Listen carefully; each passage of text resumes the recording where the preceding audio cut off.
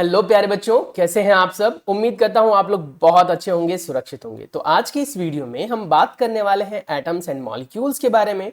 कक्षा 9वीं हिंदी माध्यम के बच्चों के लिए ये पाठ विज्ञान का 3 है, जिसके अंदर आज हम अध्याय परमाणु एवं अणु के बारे में चर्चा करने वाले हैं।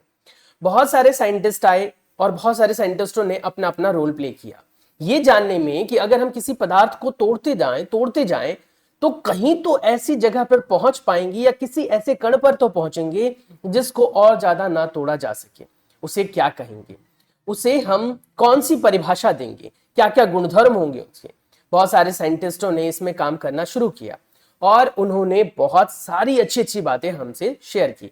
तो आज के इस पाठ के अंदर हम वो सारी बातें पढ़ने वाले हैं जो कभी किसी साइंटिस्ट ने अपने पूरे जीवन काल में स्टडी की और उसका एक थोड़ा सा छोटा सा रिजल्ट हमें लिख कर दे दिया कि इससे ये होता है।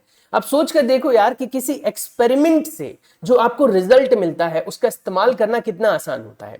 कभी आपने बैठकर सोचा है कि जिस मोबाइल से आज आप ये वीडियो देख रहे हो उसको बनाने में कितनी मेहनत लगती है, या अब तो खैर कम लगती है, पहले जब फर्स्ट टाइम बना होगा ये तो कितनी मेहनत लगी होगी, कितने एफर्ट्स लगे होंगे, क्या क्या चीजें सोची होंगी लोगों ने मिलकर, और बहुत सारे अलग अलग डिपार्टमेंट के लोगों ने मिलकर इस पर काम किया होगा। लेकिन अब तो हम सिर्फ इस्तेमाल करते हैं, मोबाइल चलाते हैं, गेम खेलते हैं, इधर उधर मैसेजेस भेजते हैं, बड़ा आसान काम लगता है। लेकिन इसको बनाना बड़ा मुश्किल था। तो इन सभी साइंटिस्टों को एक बार तो थैंक यू करना बनता है। तो अगर आप लोग दिल से चाहते हैं कि इनके जो भी वर्क हुए हैं उनको आप थैंक यू कहें तो कमेंट सेक्शन में एक बार इन सभी साइंटिस्टों के नाम पर हम थैंक यू जरूर लिखेंगे। तो आज हम बात करने वाले बेटा उन्हीं साइंटिस्टों के बारे में थोड़ा सा, और फिर हम डिस्कस करेंगे एटम्स क्या होते हैं, मॉलिक्यूल्स क्या होते हैं, इनसे क्या क्या चीजें होती हैं, इनके अंदर भी क्या कुछ होता है, क्या क्या प्रॉपर्टीज हैं, ये सब कुछ। चलिए पढ़ते हैं इस पार्ट को। जैसा कि हमारा पहले से एक पैटर्न बना हुआ है कि सबसे पहले हम लाइन टू लाइन एनसीईआरटी को एक्सप्लेनेशन के साथ पढ़ेंगे। जो कॉन्सेप्ट मुझे लगेगा कि आपको समझ में नहीं आता होगा उसको मैं अपनी लैंग्वेज में भी समझाऊंगा, और फिर जब ये हो जाएगा तो फिर हम कीवर्ड्स करेंगे, इंपॉर्टेंट डेफिनेशंस की बात करेंगे, और फिर बेटा अभ्यास के प्रश्न उत्तर और कुछ अतिरिक्त प्रश्न उत्तर जो आप लोगों के पेपर में पूछे जाते हैं। तो सबसे पहले हम पढ़ते हैं। प्राचीन भारत एवं ग्रीक दार्शनिक द्रव्य के अज्ञात एवं अदृश्य रूपों से सदैव चकित होते रहे हैं। यानी कि जितनी भी चीजें हमें मिलती गई है लोग उन्हें देख देख कर चकित होते रहे। कभी आपने बैठकर सोचा हो कि यार ये पानी कैसा है, मतलब कैसे बना ये पानी, कैसे पहली बार धरती पर इंसान पैदा हुआ, मुर्गी आई पहले या अंडा आया पहले। साइंटिस्ट तो कहते हैं जी पहले मुर्गी आई होगी, तभी उन्होंने आपस में प्रजनन किया होगा, तब अंडा बना होगा, क्योंकि वो उसका निष्कर्ष है। पर सवाल फिर से वही आता है कि मुर्गी पहली बार आई कैसे। इतने सारे जीव हमारे धरती पर पाए जाते हैं, ये सभी जीव पहली बार कैसे आए? क्या इनको भगवान ने अलग अलग संरचना कर करके छोड़ दिया? पर सवाल उठता है कि भगवान को अगर आपने देखा है या मैंने देखा है या नहीं भी देखा है, हमारी आस्था है उन पर, लेकिन सवाल यही उठता है कि भगवान ने इतनी सारी चीजें सोची कैसे? तो कुल मिलाकर बात यह है कि इसके अभी तक हमारे पास कोई ठोस आंसर्स नहीं मिले हैं। ये कुछ ओपन एंडेड आंसर्स हैं, यानी कि एक स्वतंत्र आंसर के तौर पर आप कह सकते हो, जिनके बारे में अभी भी हमें खोजना बाकी है। तो वही कह रहा है कि लोगों को जैसी नई नई चीजें मिलती गई उनके अंदर और क्यूरियोसिटी बढ़ती गई, और उत्सुकता बढ़ती गई, जागरूकता बढ़ती गई कि आखिर इसके बाद क्या होता है, इसके बाद अगर हम ये चीजें खोज पाए तो क्या होगा। कभी बैठकर सोचा है कि मोबाइल की जो डिस्कवरी हुई है, जिसका इस्तेमाल आप बड़े प्यार से करते हो, आप मेरी वीडियो को या किसी और टीचर की वीडियो को बैठकर आराम से देख रहे हो, पर सवाल यही उठता है कि उन सभी टीचर की जब आप वीडियो देखते हो तो जिस डिवाइस का आप इस्तेमाल कर रहे हो उसको बनाने में कितना एफर्ट लगा होगा? कभी ध्यान नहीं गया ना? ईमानदारी से बताना, कभी ध्यान गया? और ध्यान अगर गया होगा तो आपने एक बार के लिए सरप्राइज जरूर होकर इन सब के बारे में सोचा होगा कि यार सोच के देखो कि इतने दूर दराज लोगों से हम वीडियो कॉल पर बात कर लेते हैं, प्रत्यक्ष रूप से लोगों को देख पाते हैं। क्या चीज है कैमरा, क्या चीज है इंटरनेट, लेकिन इन सब से पहले सवाल उठता है कि हम क्या चीज है। तो वही कहना चाह रहा है कि अब अलग अलग चीजें देख देख कर हम अचंभित होते हैं, और हमारा अचंभित होना भी वाजिब है क्योंकि हमें इनके उत्तर तो पता ही नहीं है। पदार्थ की विभाजकता के मत के बारे में भारत में बहुत पहले लगभग 500 ईसा पूर्व विचार व्यक्त किया गया था। भारत में ही सबसे पहले हुआ था। पता आपको हमारे भारत की पता है सबसे बड़ी खास बात क्या है? कि हमने खोजा बहुत कुछ, हमारे पास ज्ञान बहुत था, 250 साल तक लगभग अंग्रेजों ने हम पर राज किया और उन 250 सालों में उन्होंने हमारा खूब शोषण किया, हमारे सारे ज्ञान को अपना लिया, हमारी सारी पूंजी को अपना ली।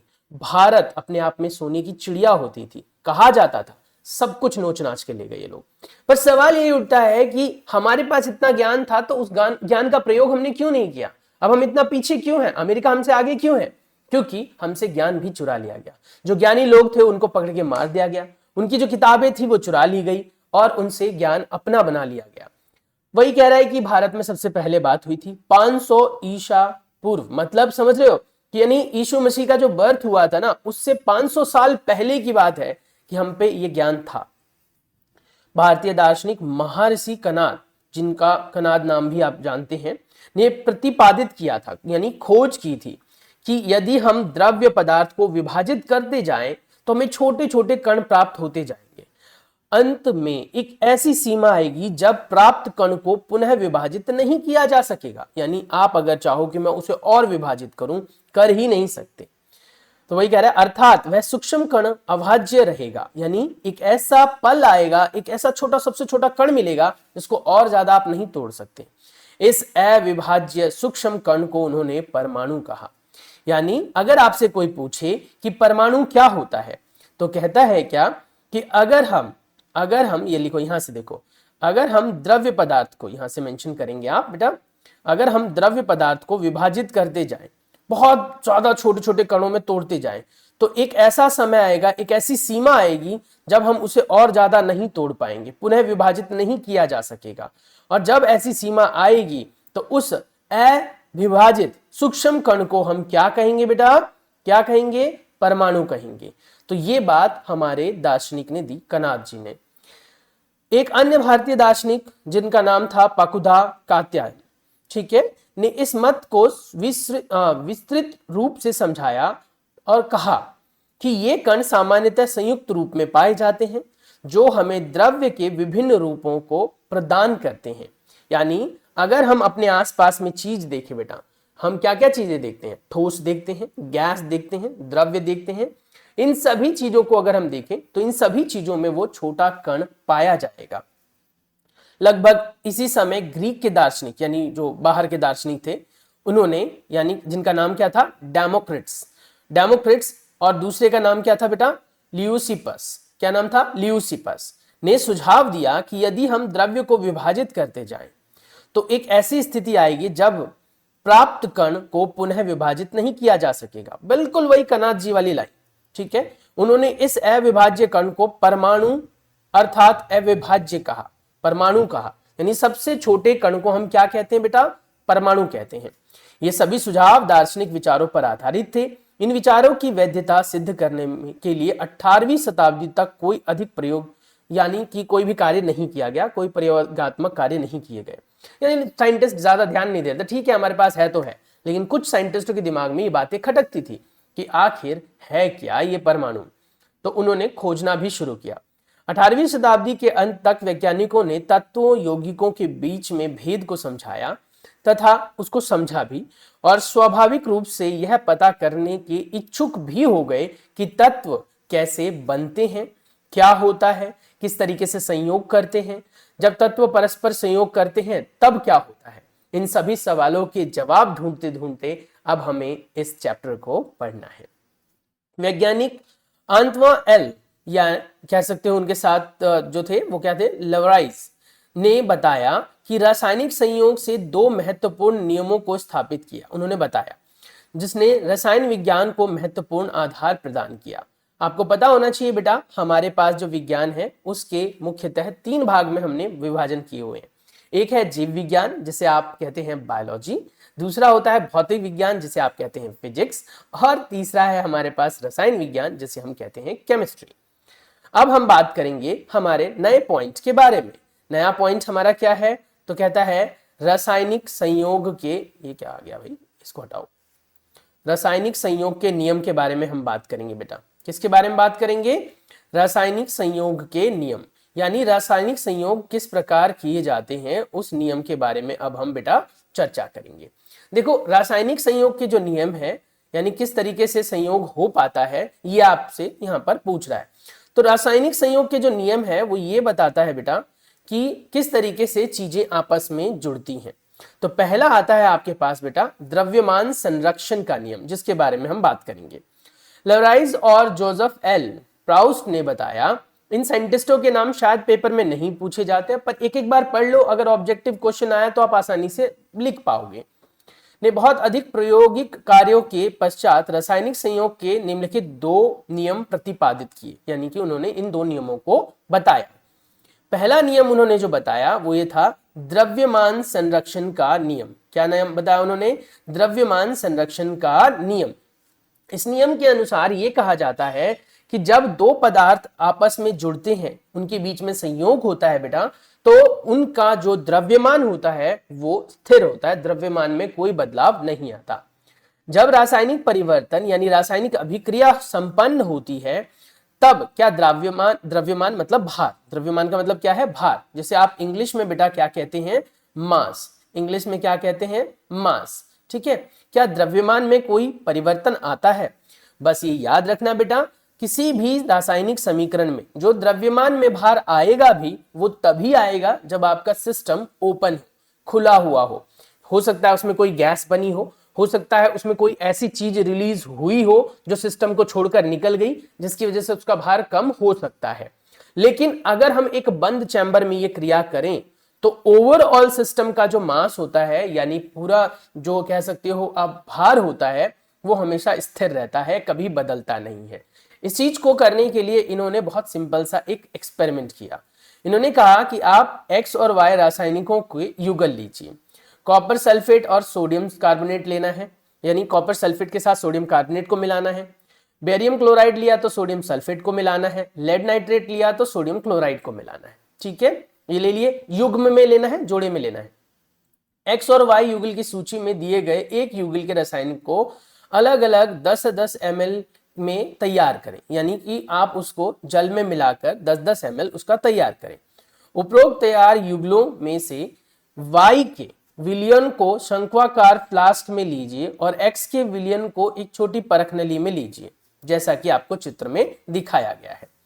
छोटी परख नली को विलयन युक्त फ्लास्क में इस प्रकार लटकाइए कि दोनों विलयन मिश्रित ना हो, जैसा कि आप चित्र में देख सकते हैं। तत्पश्चात फ्लास्क के मुख पर एक कॉर्क लगाइए और उसके बाद उसे शेक कीजिए। यानी इन्होंने क्या किया, आपने अगर नोटिस किया हो बेटा, तो सिस्टम को क्या कर दिया इन्होंने सिस्टम को क्या कर दिया, जो हमारा सिस्टम है जहां पर कार्य चल रहा है बेटा, वो कैसा कर दिया इन्होंने? क्लोज्ड, बंद कर दिया, कि अगर आपका कोई गैस वगैरह बन भी रहा होगा तो वो सिस्टम को छोड़कर नहीं जाएगा। आपने नोटिस किया कि इसमें एक परख नली के अंदर लिया गया है विलयन, ठीक है, और एक विलयन को लिया गया है कोनिकल फ्लास्क में। अब इन दोनों को अलग अलग लिया गया है, तो ये हमारा फिलहाल y है जो नीचे लिखा हुआ है ऑलरेडी, तो ये वाला क्या है हमारा y, ये यहां पर लिखा हुआ है, ठीक है। और बेटा ये वाला क्या था हमारा x, जो परख नली में है। अब दोनों आपस में तो फिलहाल नहीं मिले हुए हैं। अब कहता है क्या कि आप क्या करो, थोड़ा सा इसको हिलाओ, जिससे कि इस परख नली का विलयन जो है वो इसमें गिर जाए, ठीक है, इसमें गिर जाए। अब वही चीज यहां पर लिखा हुआ है, मेंशन किया हुआ है कि अंतर वस्तु युक्त फ्लास्क को सावधानी पूर्वक तोल लीजिए, यानी कि पहले इन सबको अलग अलग तोल लेना है। अब फ्लास्क को झुकाकर इस प्रकार घुमाइए कि एक्स और वाई का विलयन परस्पर मिल जाए, ठीक है, ऐसे करना है कि मिल जाए वो। अब इस फ्लास्क को पुनः तोल लीजिए। शंक्वाकार फ्लास्क में क्या अभिक्रिया हुई ये कैसे पता चलेगा बेटा? इनके बीच में कोई रासायनिक अभिक्रिया अगर हुई होगी तो रंग में परिवर्तन आया होगा, हीट पैदा हुई होगी, या फिर वो दोनों जब मिक्स हुए होंगे तो कुछ ऐसा बबल वगैरह बना हो, गैस वगैरह बनी हो। तो जो कुछ भी बना वो पूछ रहा है कि बना या नहीं बना, क्या कोई अभिक्रिया हुई या नहीं हुई। तो अब आपके दिमाग में चलता है कि हाँ अभिक्रिया तो हुई, आपने देखा हो और कर लिया। क्या आप सोचते हैं कि कोई रासायनिक अभिक्रिया हुई? हाँ जी होती है। फ्लास्क के मुख पर कॉर्क क्यों लगाया? क्योंकि अगर कोई अभिक्रिया हुई होगी तो उससे विभिन्न प्रकार के गैस भी पैदा हुए होंगे। अगर आप कॉर्क नहीं लगाओगे बेटा, कॉर्क क्या करता है, ऊपर से इसे सील कर देता है, यहां से ना देखो किनारे से इसको सील कर देता है, जिससे कि इसमें बनने वाली गैस कॉर्क से होकर निकल नहीं पाती है, मतलब फंस जाती है। क्या फ्लास्क के द्रव्यमान में और अंतर वस्तुओं में कोई परिवर्तन हुआ? अभिक्रिया तो हुई लेकिन द्रव्यमान टोटल उतना ही रहा।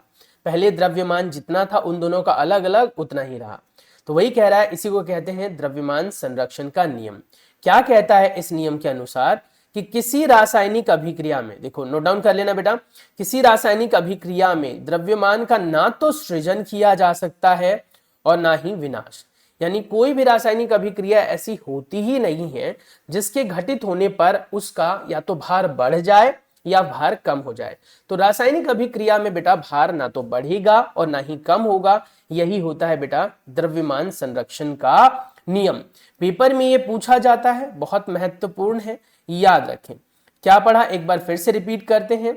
द्रव्यमान के, यह देखो, द्रव्यमान संरक्षण के नियम अनुसार क्या लिखा हुआ है? द्रव्यमान संरक्षण के नियम के अनुसार किसी रासायनिक अभिक्रिया में द्रव्यमान का ना तो सृजन किया जा सकता है और ना ही विनाश। ना तो आप उसका सृजन करना समझते हो, ना तो बना सकते हो, ना ही बिगाड़ सकते हो। तो कुल मिलाकर आप अपनी परिभाषा में भी लिख सकते हो आपसे कि कोई भी ऐसी रासायनिक अभिक्रिया होती ही नहीं है जिसमें हम द्रव्यमान को या तो बढ़ा सके, बना सके या उसको नष्ट कर सके। अब आप कहोगे सर अगर चैम्बर ये खुला होता तो क्या होता? चैम्बर अगर बेटा खुला होता या कोनिकल फ्लास्क अगर ओपन होता ऊपर से, तो यहां पर अगर थोड़ी बहुत गैस बनी भी होती, मान लो यहां पर गैस बनी, तो ये गैस जो सिस्टम का पार्ट थी बेटा, बनने से पहले की बात कर रहा हूं, नहीं था ये, बनने के बाद ये गैस जो है सिस्टम का पार्ट बन गया। अब होता क्या कि अगर ये गैस बनती और ऊपर कॉर्क नहीं होता तो ये गैस सिस्टम को छोड़कर बाहर निकल जाती बेटा, सारी गैसें बाहर निकल जाती, जिससे क्या होता, पूरे द्रव्यमान में कमी आ जाती। तो ये याद रखना है, सिस्टम को कैसा रखना है आपको बेटा, क्लोज रखना है। नेक्स्ट आता है आपके पास इसका दूसरा नियम, स्थिर अनुपात का नियम। स्थिर अनुपात का नियम ये कहता है कि अगर आप किसी भी पदार्थ को बनाते हो, चाहे वो पदार्थ यहां बना हो, चाहे अमेरिका में बना हो, और चाहे बेटा कहीं और बना हो, किसी भी देश में, किसी भी राज्य में, कहीं पर भी बना हो, अगर उसके टेस्ट में कोई परिवर्तन नहीं है, उसके गुणधर्म में अगर कोई परिवर्तन नहीं है, तो उसमें प्रयोग करने वाले या प्रयोग होने वाले परमाणुओं में भी कोई परिवर्तन नहीं होगा। इसीलिए इसे कहते हैं स्थिर अनुपात का नियम। इसको मोटे तौर पर आप ऐसे समझ सकते हो कि अगर बेटा हम जल की बात करें, यानी पानी की बात करें, उसका रासायनिक सूत्र होता है H2O। ये जल चाहे आप भारत में प्रयोग कर रहे हो, चाहे ये बेटा किसी और देश में प्रयोग कर रहे हो, चाहे इतना ही नहीं आप अंतरिक्ष में जाकर जल का प्रयोग कर रहे हैं, तो जल के कंपोजिशन में बेटा उसके सूत्र में कोई बदलाव नहीं आएगा, जल H2O ही रहेगा। वो बात अलग है कि जब हम पहाड़ पर जाते हैं तो वो जल बहुत महंगा होता है, क्योंकि इसके अंदर ऑक्सीजन की मात्रा मिलाई जाती है जिससे आपके अंदर ऑक्सीजन की मात्रा पूरी होती रहे, तो वो विशेष प्रकार से तैयार किया जाता है, लेकिन उसमें भी जल का जो सूत्र होता है वो H2O ही होता है। इसको एक ऐसे तौर पर समझ लीजिए, मान लो कोई पैकेट बंद चीज आप खाते हैं, उस पैकेट बंद चीज को आपने सेम उसी कंपनी वाली चीज को आपने बिहार में परचेज किया, उसी कंपनी वाली चीज को आपने हरियाणा में परचेज किया, उसी को आपने बेटा दिल्ली में परचेज किया। अब सेम चीज है, फ्लेवर भी सेम है, सेम कंपनी है, क्या लगता है आपको, क्या इन तीनों जगहों पर प्राप्त जो चीज है, यानी जो चीज आप खा रहे हो, क्या उसके फ्लेवर में कोई अंतर होगा? अगर अलग अलग फ्लेवर की चीज नहीं है, सेम चीज है, सेम बिल्कुल सेम कंपनी बना रही है, सेम फ्लेवर है उसका, नहीं होगा ना। हाँ, हो सकता है अलग, कब, जब बेटा कोई ज्यादा पुराना रहा हो। तो मैं ये भी इसमें कह देता हूं कि सब चीजें, सब जो है तीनों जगहों पर सेम डेज में बनाए गए हैं, कंपोजिशन सेम है, क्योंकि कंपनी को उसका कंपोजिशन पता है, उसी की वजह से कंपनी चल रही है। तो अब सवाल उठता है कि इसके फ्लेवर में तो कोई चेंज नहीं आएगा, इसके गुणधर्म में तो कोई चेंज नहीं आएगा। यही होता है स्थिर अनुपात का नियम। इस नियम के अनुसार यह कहा जाता है कि अगर आपको कोई भी चीज बनानी है तो उसमें प्रयोग होने वाले परमाणु या अणु, चाहे जो भी है, उसका अनुपात स्थिर रहता है। यही पढ़ेंगे हम इसमें। लवराइज, जो भी आप लवाइज और एक अन्य साइंटिस्ट, इस बात पर प्रकाश डाला उन्होंने कि कोई भी यौगिक दो या दो से अधिक तत्वों से अगर मिलकर बना हुआ है, यौगिक बोला, ठीक है, यौगिक क्या होता है, जो फिक्स अनुपात में बनते हैं बेटा, हमने पिछले पार्ट में ये पढ़ा था। नहीं पढ़ा तो चैनल पर विजिट करो और पढ़ो भाई, जानना जरूरी है। मैं एक दिन में 20 से 25 मिनट की क्लास लेता हूं एक वीडियो में, और अगर आपको ज्यादा देखनी है, ज्यादा समझना है, तो प्लेलिस्ट बना दे रखा है मैंने, उस पे जाओ और आप बैठकर सारी की सारी वीडियो देख सकते हो टाइम निकाल कर। तो कह रहा है कि एक से ज्यादा तत्वों से मिलकर निर्मित होता है। इस प्रकार प्राप्त यौगिकों में इन तत्वों का अनुपात स्थिर होता है, चाहे इसे किसी भी स्थान से प्राप्त किया गया हो या फिर किसी ने भी इसे बनाया हो, इसके अनुपात में कोई परिवर्तन नहीं मिलेगा। यौगिक जल में हाइड्रोजन एवं ऑक्सीजन के द्रव्यमान का अनुपात 1:8 होता है। अब कहोगे सर ये कैसे होता है, जरा ये भी समझा दो। देखो बेटा, हाइड्रोजन और ऑक्सीजन की अगर हम मात्रा की बात करें तो जल में H2O सूत्र है। अगर आप देखो तो हाइड्रोजन 2 अनुपात में है और ऑक्सीजन 1 अनुपात में है। हाइड्रोजन का अगर द्रव्यमान जाने तो परमाणु द्रव्यमान होता है हाइड्रोजन का 1, मोटा मोटा। हाँ, तो 2 हाइड्रोजन है तो इसका द्रव्यमान 2 हो गया। ऑक्सीजन की अगर हम द्रव्यमान की बात करें तो ऑक्सीजन का परमाणु द्रव्यमान होता है बेटा 16 यानी 16, और क्योंकि ये 1 है तो 1 को अगर आप 16 से यानी 16 से गुणा करोगे तो क्या आएगा, 16 ही आएगा। तो जब आप इसको हल करोगे तो 2 एकम 2 और 2 अट्ठे 16, तो अनुपात क्या बना बेटा, 1:8 ही तो बना। ये नंबर का अनुपात नहीं है, ये उनके द्रव्यमान का अनुपात है, क्योंकि अभी हमने पहला जो नियम पढ़ा था वो यही था, स्थिर द्रव्यमान का नियम। तो द्रव्यमान जो है वो हमेशा फिक्स रहेगा, 1:8 में ही रहेगा, तभी जल बनेगा।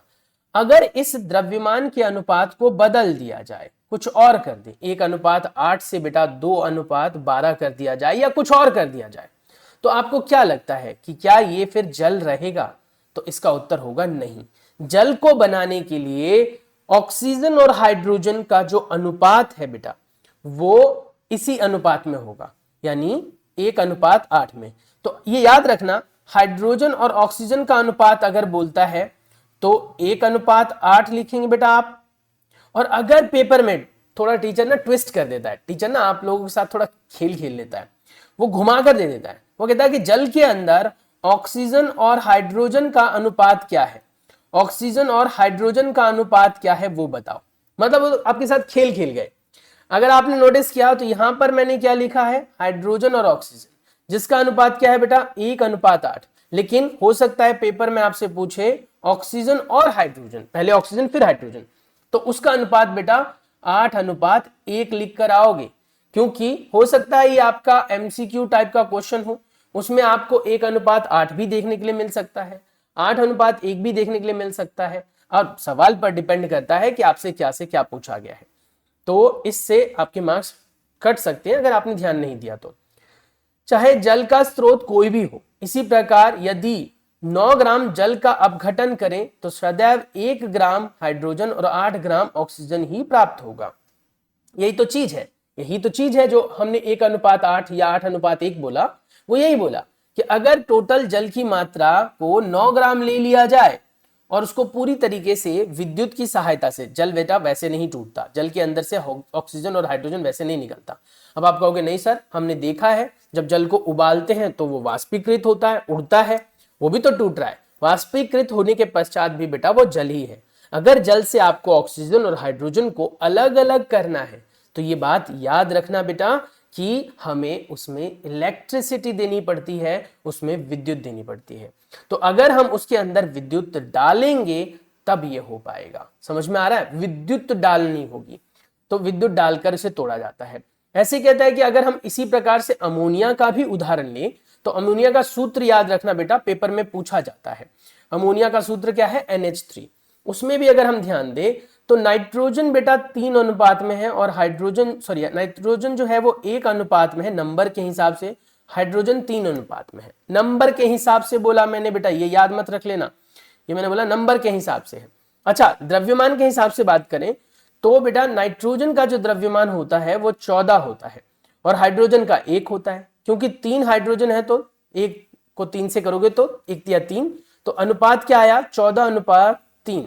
तो ये किसके अनुपात में है बेटा, मास या द्रव्यमान के अनुपात में। वो नंबर में था, ये मास में है, पर भी वही बोल रहा है।